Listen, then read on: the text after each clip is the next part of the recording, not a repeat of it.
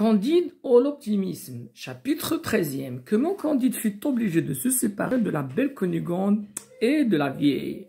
Alors, dans ce chapitre, on va découvrir comment, voilà, Candide va se séparer malgré lui de Cunégonde.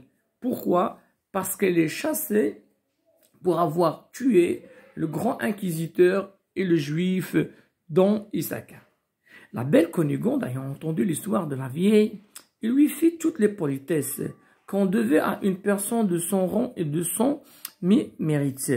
C'est-à-dire, après que Cunégonde a entendu l'histoire affreuse et l'histoire émouvante de la vieille, voilà, il lui a présenté ses politesses et ses respects. Il accepta la proposition et engagea toutes les personnes passagers l'un après l'autre à lui conter leurs aventures. Candide et elle avouèrent que la vieille avait raison. C'est bien dommage, disait Candide, que le sage Pangloss y était pendu contre la coutume dans un autodafie.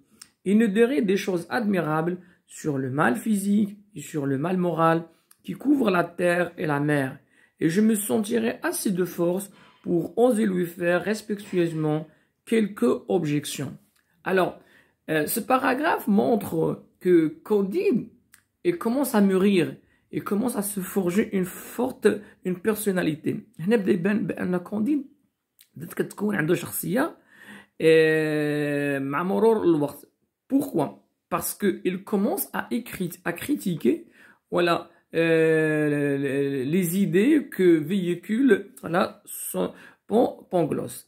À mesure que chacun racontait son histoire, le vaisseau avançait. On aborda dans Buenos Aires Cunégonde, pardon, le capitaine Candide et la vieille allaient chez le gouverneur, voilà, Don Fernando, voilà, qui porte plusieurs noms tout simplement, Don Fernando de Barra et Figora et Mascarenes et Lampordos et Souza. Voilà, ce sont des titres, des noms que pour ce gouverneur. Ce seigneur avait une fierté convenable à un homme qui portait tant de noms. Il parlait aux hommes avec le dédain le plus noble. Voilà, ici c'est une oxymore. Il parlait aux hommes avec le dédain le plus noble. Alors c'est quelqu'un qui est orgueilleux, c'est quelqu'un qui est fier de soi et c'est quelqu'un qui parle aux autres avec mépris. Porter le nez si haut, il vançait impitoyablement la voix, prenant un ton si imposant, si considérable, affectant une démarche si altière, c'est-à-dire orgueilleuse, que tous ceux qui le saluaient étaient tentés de le battre. Il aimait les femmes à la fureur. Cunégonde lui parut ce qu'il avait jamais vu de plus beau. Alors, ce gouverneur, voilà, est tombé amoureux de Cunégonde. La première chose qu'il fit fut de demander, alors, ce n'était point la femme d'un capitaine. L'air dont il fit cette question, voilà, alarma Candide. Il n'osa pas dire qu'elle était sa femme, parce que, en effet, elle ne l'était point. Il n'osait pas dire que c'était sa sœur, parce qu'elle ne l'était point non plus. Et quoique ce mensonge officieux eût été autrefois très à la mode chez les anciens et qu'il pût être utile aux modernes, son âme était trop pure pour trahir la vérité. Mademoiselle Cunégonde, dit-il, doit-on me faire l'honneur de m'épouser et nous supplions votre excellence de daigner faire notre noce. Voilà, ce Candide vraiment, il est simple. هذاك الجوفرنور طرح واحد التساؤل هو الى عجباتو هاد كونيغوند وسول واش ني با ماريا ان كابيتان دونك كانديد ما قدرش يقول راه كو سي سا فام واحد n'a pas osé dire que c'est sa sœur là, d'accord, et il ne peut pas mentir. Pourquoi? Parce que son âme était trop pure pour trahir la vérité. Don Fernando de Barra, d'accord, relevant sa moustache, sourit amèrement et ordonna au capitaine Candide d'aller faire la revue de sa compagnie. Candide obéit. Le gouverneur demeura avec mademoiselle Cunégonde Il lui déclara sa passion, lui protesta que le lendemain, il l'épouserait à la face de l'église, ou autrement, ainsi qu'il plairait à ses charmes. Cunégonde lui demanda un quart d'heure pour se recueillir, pour consulter la vieille et pour se déterminer. La vieille dit à Cunégonde, « Mademoiselle, vous avez 72 quartiers et pas une obole. » Obole ici, ça veut dire une somme d'argent, petite somme d'argent. Il ne tient qu'à vous d'être la femme du plus grand seigneur de l'Amérique méridionale, qui a une très belle moustache. Est-ce à vous de vous piquer d'une fidélité à toute épreuve? Vous avez été violé par les Bulgares. Un juif et un inquisiteur ont eu vos bonnes grâces. Les malheurs donnent des droits. J'avoue que si j'étais à votre place, je ne ferais aucun scrupule d'épouser monsieur le gouverneur et de faire la fortune de monsieur le capitaine Candide. Alors, كونيغوند من استشرت مع لا فيي قالت لها واش نقبل الزواج بهذا الغوفرنور وي او نو. Alors, la vieille انطلقت من جانب côté مصلحة, d'accord? Alors, s'il va se marier avec le gouverneur, il va vivre dans l'opulence, dans la tranquillité et dans l'aisance.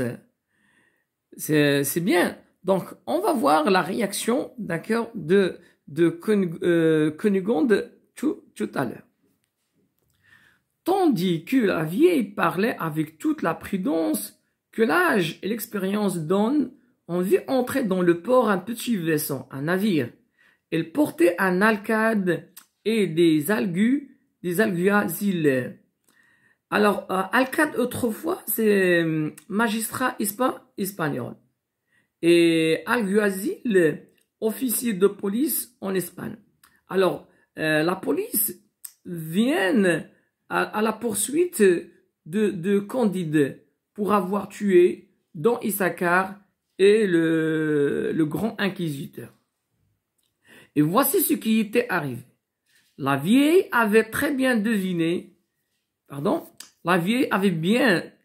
avait très bien deviné que ce fut qu'un cordelier, un religieux à la grande manche, qui vola l'argent et les bijoux de Cunégonde dans la ville de Badajoz. Lorsqu'il fouillait en hâte avec Candide, ce moine voulut vendre quelques-unes de pierreries à un joaillier. Le marchand les reconnut pour celles du grand inquisiteur.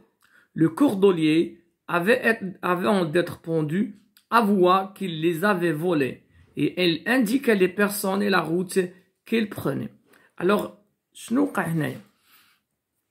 Alors, في الرحلة ديالهم ملي كانوا جايين لامريك واحد الكوردوليي كان سرق لهم الفلوس ديالهم وسرق لهم دوك المجوهرات اللي كانوا معاهم.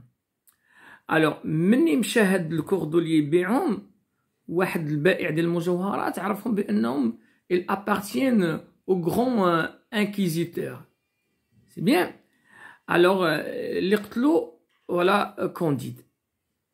الوغ هذاك قبل ما يعدموه اعترف لهم بانهم راه خداهم ولا من عند كونديد et Cunégonde et la vieille. C'est bien. Alors